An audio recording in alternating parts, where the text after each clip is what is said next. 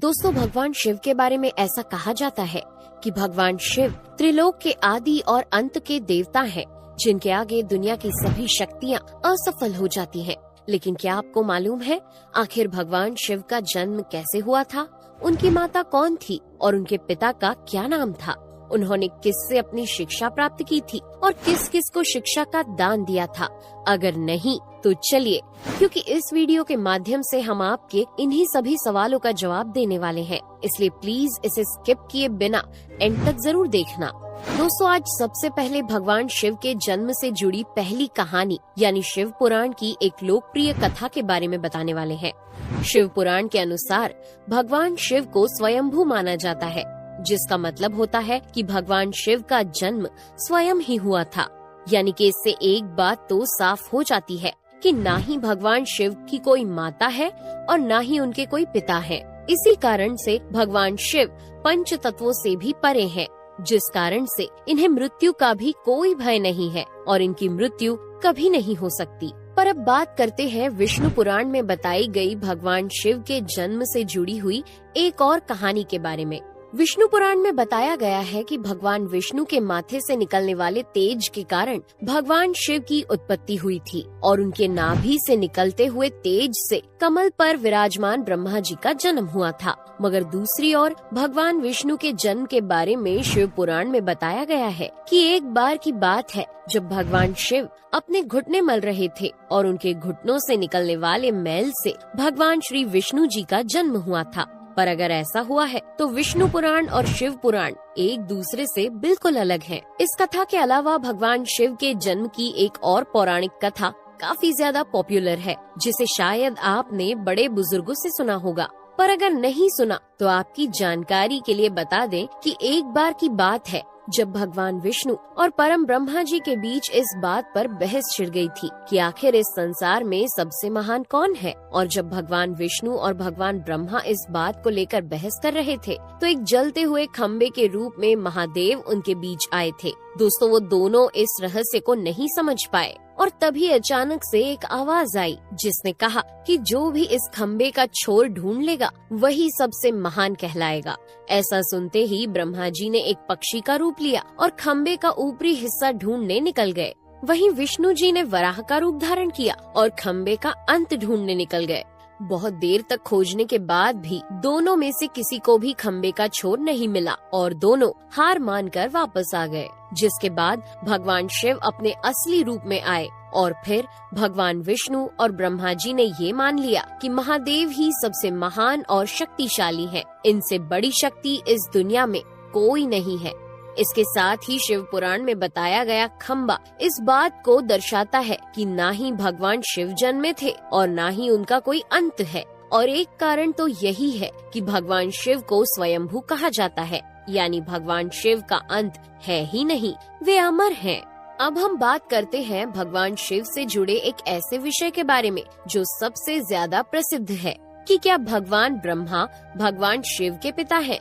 जी हाँ, इनकी ये कहानी लोगों के बीच काफी प्रसिद्ध है। तो आपको बता दें कि आखिर किस प्रकार भगवान शिव ने ब्रह्मा पुत्र के रूप में जन्म लिया था। इसके पीछे विष्णु पुराण की एक पौराणिक कथा है, जिसके अनुसार जब धरती, आकाश, पाताल या कहें पूरा यूनिवर्स जलमग्न यानी पानी में डूबा हुआ था, तब भगवान विष्णु के अलावा कोई भी देव या प्राणी इस संसार में नहीं था। तब केवल विष्णु ही जल सतह पर अपने शेष नाग पर लेटे हुए नजर आ रहे थे। जिसके बाद उनकी नाभि से कमल की डंडी पर ब्रह्मा जी प्रकट हुए और जब भगवान ब्रह्मा और भगवान विष्णु इस यूनिवर्स से संबंधित बातें कर रहे थे तब भगवान शिव प्रकट हुए, जिसके बाद ब्रह्मा ने उन्हें पहचानने से इनकार कर दिया। इस कारण से भगवान शिव रूठ गए और उनके रूठ जाने के कारण भगवान विष्णु ने उन्हें दिव्य दृष्टि प्रदान कर ब्रह्मा जी को भगवान शिव की याद दिलाई। जिसके बाद भगवान ब्रह्मा को अपनी गलती का एहसास हुआ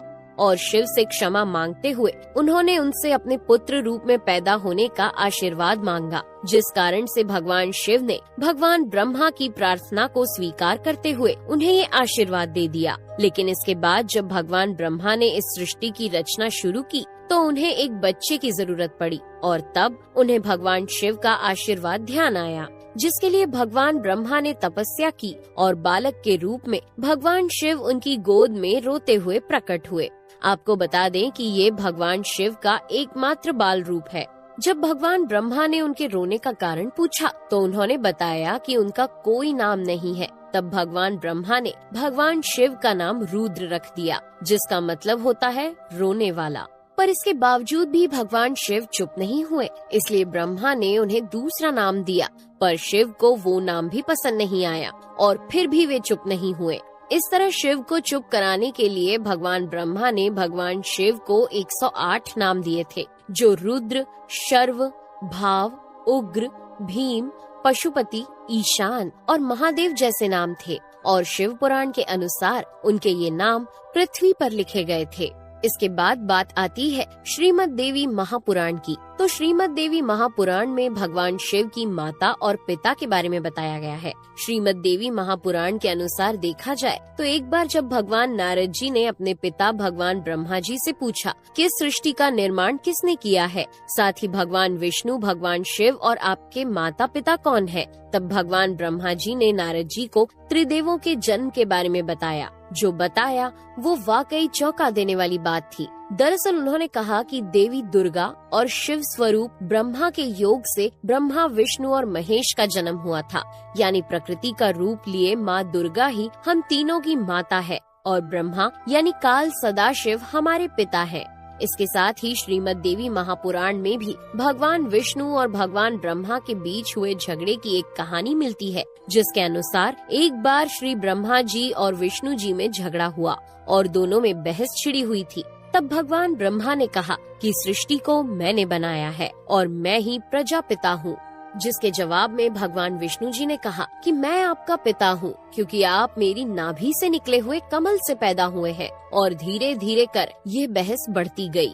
दोस्तों, इसके बाद इन दोनों का झगड़ा सुनकर सदाशिव वहाँ पहुँचे और उन्होंने कहा कि पुत्रों, मैंने ही तुमको इस संसार को बनाने और इसे संभालने के केवल 2 काम दिए हैं। इसी प्रकार मैंने शंकर और रुद्र को संहार और तिरोगति के कार्य दिए हैं। इसके साथ ही उन्होंने कहा कि मेरे 5 मुख हैं।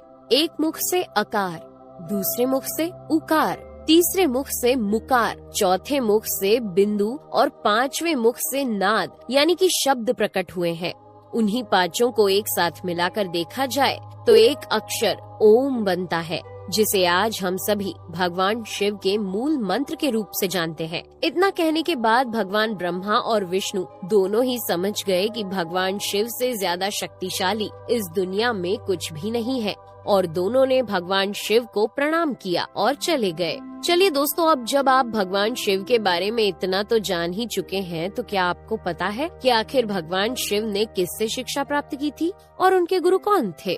हम जानते हैं शायद ही इसका जवाब आप में से किसी को पता होगा, पर जिन्हें नहीं पता उन्हें बता दें कि भगवान शिव स्वयं इस संसार के गुरु माने जाते हैं, जिन्होंने इस संसार में गुरु शिष्य की परंपरा की शुरुआत की थी। लेकिन अगर सवाल आता है कि आखिर भगवान शिव किसके गुरु थे, तो आपको जरूर जान लेना चाहिए कि हिंदू धर्म के ग्रंथ कहते हैं कि ब्रह्मा जी और शिव जी इस संसार के सबसे पहले गुरु हैं, जिन्होंने गुरु शिष्य के इस रिश्ते की शुरुआत की थी। जहां भगवान ब्रह्मा ने अपने मानस पुत्रों को शिक्षा प्रदान की थी, वहीं भगवान शिव ने अपना ज्ञान केवल अपने 60 शिष्यों को दिया था। यानी भगवान शिव 60 शिष्यों के गुरु थे और वे जिन शिष्यों के गुरु थे उन्हें आज के समय में सप्त ऋषियों का दर्जा दिया गया है। तो दोस्तों, ये थे भगवान शिव के जन्म से जुड़े हुए कुछ फैक्ट्स, जो आपको कैसे लगे हमें कमेंट करके जरूर बताइए। साथ ही अगर आपको वीडियो पसंद आया हो तो इसे लाइक और चैनल को सब्सक्राइब करना बिल्कुल न भूलें। धन्यवाद।